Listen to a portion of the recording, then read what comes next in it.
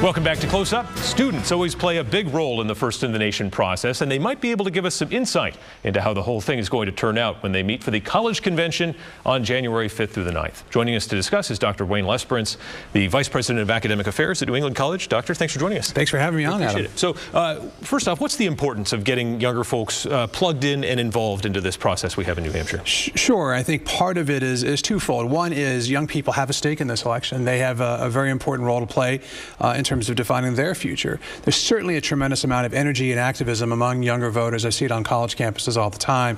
And so we have an opportunity to bring them all to campus. Beyond that, there's also an opportunity to familiarize folks from out of state with the New Hampshire primary. So College Convention draws students from across the country. Our largest delegation outside of New Hampshire is 106 folks coming from Louisiana. Oh, wow. Lots of students coming from far away. We have 36 states represented. It's going to be a big deal, and it's a lot of folks getting an opportunity to see what the New Hampshire primary is all about. Yeah, take us through the multi-day schedule here. What's going to go on for these students once they get here to New Hampshire? Sure. So once they check in on the 5th over at the DoubleTree on Elm Street, we will orient them to the schedule. But they'll have a variety of opportunities ranging from town hall meetings with the presidential candidates. We'll have concurrent sessions and plenary sessions, which are a mixture of issue advocacy groups, media folks, experts, thought leaders. We have a ranked voting exercise taking place. So it's not just hearing from the candidates, although that's really the big draw for students. It's also getting a lot more depth and breadth on the various issues that are facing voters this election cycle. It's a lot, 12, 14-hour days, but the students are there throughout, and to see that kind of energy from young people is a pretty exciting thing. You mentioned the ranked choice voting. I'm surprised by how many young people I hear from who really are into that. Is that a thing at NEC as well? It's not a thing so much at NEC. I think it's more, you hear this a lot more from students from out of state. We have a lot of students coming from Maine, for example. This comes up quite a bit with them.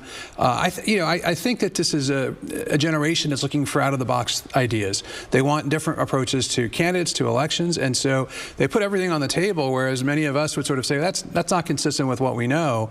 They're much more open-minded about it, and they're willing to sort of kick the tires on any old idea, and so this is coming in. We've got some experts coming to talk to us about that. Right. See what happens. And for the candidates, this is an interesting proving ground, too, because it's not the usual audience. They can't make the same jokes. They can't tell the same stories that might connect with those similar generation. What do you get to see about the candidates as they interact with the younger folks? College kids are tough. They ask tough questions. They're respectful throughout. We never had a bad interaction, but they're tough and they're persistent. If they don't feel like their questions answered, it's problematic.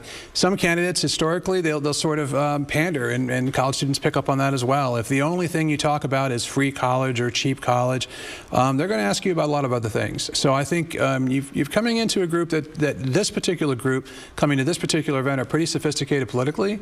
They've got tough questions to ask, and they're going to put the candidates through the test. Mm-hmm. And you were mentioning a lot of these candidates have signed up, but there's one big issue that's kind of a cloud over all of us right now, which is what's going to happen to the senators. What's going on schedule-wise with impeachment? Right. So one of the biggest challenges we had this cycle is getting candidates who happen to be senators to commit to a particular day and time. And when we talk to them, what they tell us is, look, we're just trying to figure out what the impeachment calendar is going to look like before we can commit, because they obviously have a day job and they need to be in Washington for that. So while we reconcile all of that, that's a challenge. But even as I was driving in today, we're getting candidates confirming. Tulsi Gabbard confirmed on the ride into WMUR. I'm going to give you all credit for that. Right, she heard I was going to be on air. But we're getting them, and I think we'll have, if not all of them, the vast majority of them by the 5th. I'd be remiss if I didn't pick your brain here as a political scientist in terms of this race. What's going to happen with this multipolar field? This is one of these things where usually by now we're seeing someone emerge, someone rise up. This thing looks like it could go down to the wire. Oh, I think you're right. I think it's wide open. There's a tremendous amount of energy around multiple candidates, and it seems to shift. We saw a time when Elizabeth Warren was doing very well over the summer. We've seen Pete Buttigieg really sort of hit the ground running. Certainly now there's quite a bit of talk about Amy Klobuchar. Tulsi Gabbard has her time in the sun as well. So, I don't know that voters have settled, and I think that the polls that we're seeing, most voters have not yet firmed up on one candidate are right.